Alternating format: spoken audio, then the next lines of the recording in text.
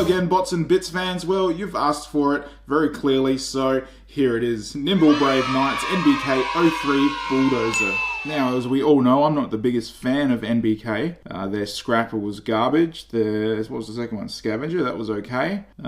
This one? Yeah, we'll wait and see. So just to get out of the way, the box is your typical NBK box, covered in 3D renders and a near complete picture of Devastator. Let's get rid of that.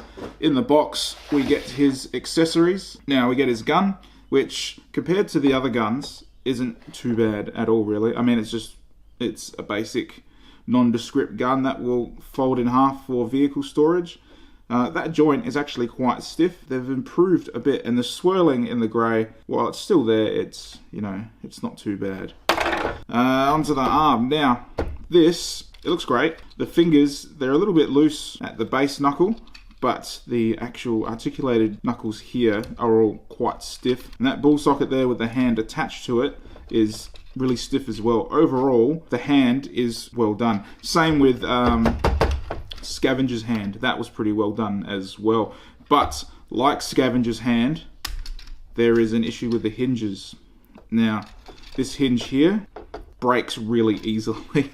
Like really easily. Straight out of the box, this is, see how it's pretty tight, right? Which is what you would want for a Devastator elbow.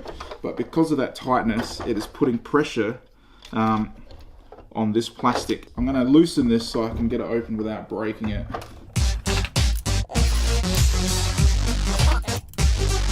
You see that in there? There? And there. I've already got stress marks. So when you get this, I highly recommend loosening that screw if you feel any sort of great resistance. It's going to be a bit of an experiment once this is all complete, figuring out how tight you can have Devastator's elbow without the whole thing snapping off. Anyway, clear plastic on there looks good. Missiles pop up very slightly, like what's the point? It's not bad, just watch out for that breakable hinge. And then we also get these very detailed instructions. Right, so onto Bulldozer himself. Oh, before I forget, the hand does connect as a trailer, just in the back, out of the way cord, in the back. Pull this stiff, come on, get out. Okay, please, toes back. Alright, whatever. So, attach it there, twist it, hand trailer. And the gun, fold it in half, and just plug the weapon handle just in there. Secure. Alright, anyway, onto Bulldozer himself. Let's just get all... Jeez, that is in there. Alright, now it's out. Onto Bulldozer himself. Now, as far as construction vehicles go, you know, he's a funky coloured Cybertronian bulldozer. It looks okay. I like what they've done with some of the details. Yeah, kudos to Generation Toy for coming up with an interesting, cool design. NBK have done an okay job of KOing it. The plastic, now I have to say, the plastic on this seems much more improved since Scrapper. It's got more of a sort of matte Warbotron feel, but with like a playability. Warbotron plastic sort of felt quite brittle, like it was almost 3D printed sort of thing. This has a similar look, but feels much more playable. And the whole thing overall is pretty sturdy. And I have to say, the tabs on this are much improved. Like, I'm holding it by the, you know, his arms. Hold it by his leg. That's not coming untabbed. So yeah, that's some pretty strong hold. The only problem I am having with it in Bulldozer mode is these strange tabs here. This one just does, maybe there's some flash or something in the way. No, it doesn't look like it. It just does not. See, look, it just keeps popping back out again. That's, you know, it's a minor. It'd be cool if it did stay in, but yeah, what are you gonna do? Got a whole bunch of shit there. I don't know what that is. It's like glue or something. Maybe it's not coming off. Now the purple plastic in the front looks okay. You can see that it's got a lot of dents and dimples though, which is a little bit weird. It's not a flat surface. Like, what's going on? What's going on right there? But yeah, purple on the rest of it does not suffer that problem. Actually, here we go. See, I wonder what's going on with that. Looks like it was hollow on the inside and it's like sunken in. Did the Generation Toy version have some detail there that NBK have deleted or something? Not sure. Like I mentioned before, the green plastic has a matte finish to it now, but with a little bit of flex, so it looks good. The grey, you know, is covered in sprue marks, but when I think back to Scavenger and Scrapper, they were covered in flash. So they've picked their game up a little bit on mine anyway, that they've tidied some of that flash up. That said, I have found there's a huge chunk of flash just right in there, and we've got it here where the hands come out. It's quite sharp. It does have the little die-cast wheels on the bottom for rolling. Doesn't work too well on this surface, for sort of aquaplanes, but you know. So we've got this piston gimmick which works quite well. It's not loose either. I'm really surprised by that. The pistons themselves don't have much friction, but these joints here are doing most of the work, and that is quite stiff. I think for the first time, NBK might have put something out that I think was worth buying. It's held together pretty well. The sprue marks, while plentiful, aren't covered in flash. The gimmick works fine. It tabs in well together. Yeah, clear plastic on the head looks good. It's sort of like smoky now. It's not really super clear, which is good because that's where the robot head is. So it's just sort of like a black figment in there instead of a face staring straight out the window. That would be that would look a little bit weird if it was just a bulldozer with a big face on the front of it looking at you. Yeah, okay, let's get into transformation. Oh wait, hang on, before we do that, let's look at him with shitty Scrapper. Okay, Scavenger. So there they all are together, and you know, as a group they're sort of coming together. Alright, so onto the transformation now. The only step that I had to sort of think about really was this bit. Now, you need to just unpeg this from the side, just like that. And sometimes these pop out because they're just, it's just one of them. Pop that straight back in, and it's still reasonably tight. So now we split this in half at the top, and let's just move these right out of the way. Then we're going to split these legs, right, and then fold these tabs down just like on Scavenger.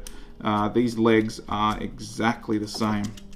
And now we're going to shimmy these two sections here. These two bits of hip, they need to slide down like that, and oh, I hate doing this. I always feel like it's going to pop out or break.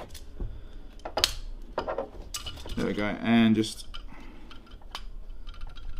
tab them together. Let's see, it's not quite going, they're not quite meeting up. It's an awkward place to apply pressure at the top when really you need it at the bottom. Hang on. Just push that all the way. No, that's as far as it wants to go. No, that's it. Okay. Alright, we'll work with that. Leave these things on the outside. Fold these sections up. Bring that up. Fold it up. Bring it up. Now rotate the feet so the toe is at this short end, and then we probably should have done this bit first actually. Bring the heel spur out. Now when you get it flat like that, you push it in, and look, it's locked in place. When you pull it out and move it, see, it goes all over the place. Put it there, and then push it in on itself, and that heel spur is locked. Okay, so that's pretty much the legs done. Now we're going to bring this out, fold this over like that, grab the arms, split them, and bring them right out like that. And then this upper section will rotate like that. Bring the arms down out of the way a bit. Let's just come up, shall we? Grab this that looks like one of the Robocop 2 characters that was failed. Fold that back, and there's his head.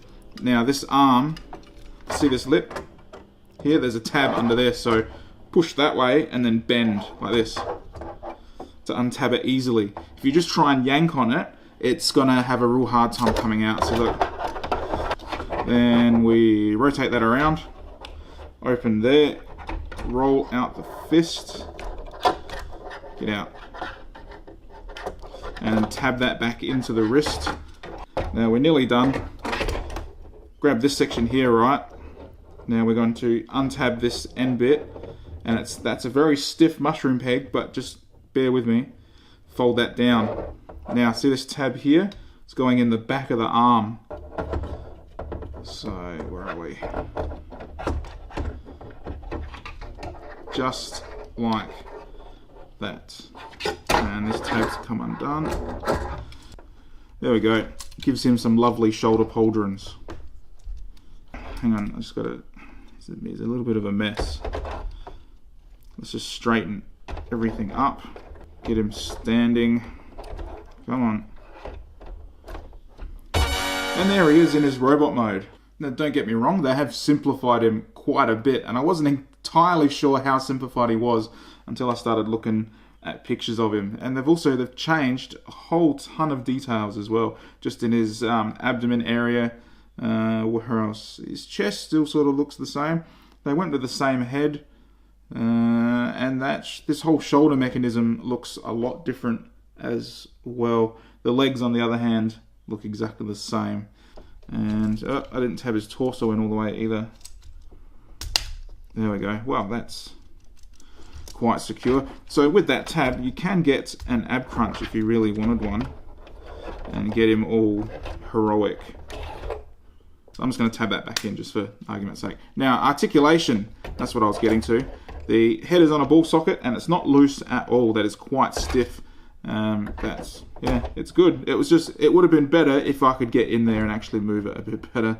With the shoulders, there is that transformation hinge that gets you a butterfly if you really wanted it. In the shoulders, we've got a hinge out and we've got a rotation there on a mushroom peg. A little bit of clearance issues just with these tabs in the shoulders, but yeah, no big deal. Yeah, it goes out quite far. Not loose at all. Same with the forward. That's a bit loose, but that one's much better. We do have a bicep swivel, but it is impeded by this.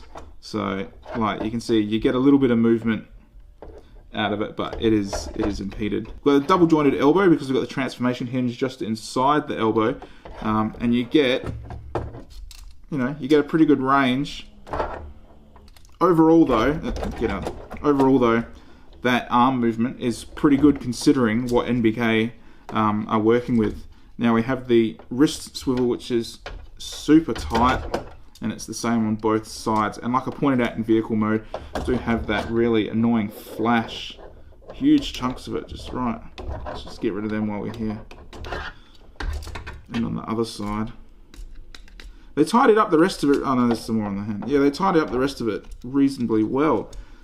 You would have thought that they would have finished up. Oh well. Down onto the hips. These are the same hips that are on Scavenger and the same legs. So they have the same problems, and that problem is clearance with these treads. So you go forward, you can't. You go out instead. There's no forward and back. It's only out. Yeah, that's. It didn't work on Scavenger, and it's not working here either. So posability could be pretty limited, I think. That being said, the ball socket is really tight, and this slider's pretty tight as well. So even though these two bastard things just will not stay tabbed in, they do hold on the slider pretty well. So even though they're not tabbing together securely at all, when you move the legs in and out, it's not. They're not. Oh, that one just did slide open a little bit. So you just got to push it back. Yeah, that's not working for me, unfortunately. Now we have a upper thigh swivel, which is impeded by the missile launchers. I suppose you could just fold them down like that if you didn't want it, and now it's fine. And then onto the knees, have that lovely long. Look at that clearance Plus they got a little bit of detail filler in there as well, which is very cool. So far, not too bad. Now, we do have an ankle swivel with that transformation. That is super tight. And then heel spur, which when you pull it out, you can rotate the whole foot and the heel. So that is your ankle pivot. So seeing as the legs go out so far all the time, you can bring this forward, bend your knee, and then grab this, adjust the pivot, lock it in, and there you go. You've got a reasonably stable wide stance. Except for the, yeah. So we got toes on ball sockets as well. They're reasonably stiff, but they don't bear much weight. So really, you want, and see that, this isn't the greatest design for stability either. I'm not sure what they could have done instead, but you know, whatever. It does what it's meant to, and it's about as stable as I would expect for what it is. Now, also, while in his bot mode, he can store the hand. Now, what they say you're meant to do with it is open it like that and fold the hand in. Now, my wrist section here is so tight that I think this is going to snap. So I'm just going to leave the hand out. You bring this around like so, in the tab in his back, and turn it like that. And there you have him with his backpack, which... he's quite stable. I'm a bit surprised. That's a lot of weight on the back, and those little heel spurs are taking it well.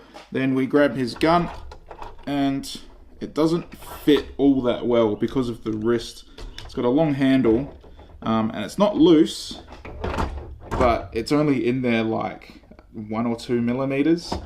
So luckily it's a semi-tight peg, so he's not dropping it straight off the bat. Here we have him with Scavenger and Scrapper. Looking at them all together, even if you're a fan of NBK, even if you really like this set, you have to admit that looks awful. They could have done more with it. I don't think that they will. They've sold thousands of this guy, by the way, so even if everybody did hate it, they've sold a lot, and they don't know any better now, so... But the way that they're going, right, let's just get rid of him for a sec. The way that they're going, the quality is getting better. Their first release, okay, they f***ed it. Their second release, they did a bit better, right, materials-wise and design-wise. Third release, third time's a charm, as they say, they've done much better. I feel like I got my money's worth with this guy. If you are already buying this set, if you're already into this set, you are going to be happy with Bonecrusher. And if this is an indication of where NBK are going, then you're going to be happy with the whole set. But these are not masterpiece figures. These are very simplified, very cheap knockoffs that look pretty cool. If you weren't a fan of any of the other NBKs, I wouldn't bother. It's not that much of a leap to make you go into the whole set, even though they are 10, 20 bucks each, so it's not really that much money to spend. If you're really into your masterpiece and your third party, you're not going to want to take up shelf space with this sort of quality. That said, the quality has improved, and I'm hopeful that it continues to improve. One thing that is very concerning is those devastator elbows. Once we start combining this up, I think those elbows are going to for a lot of people, because if you have the elbows tight to sort of hold their own weight, manipulating it causes stress marks on that plastic, and we've already seen that they can break quite easily. But you know, we'll wait and see what happens with that. And that's all I have for you. Now, if you have any comments, questions, love or corrections, please leave them below. If you enjoyed my video and you like what I'm doing, please like and subscribe to my channel. Remember to check out my Facebook for daily updates on third party and KO stuff. Don't forget that I have a new Instagram account. Look out for #botsandbits, all one word. And as always guys, thanks heaps for your time and thanks for watching.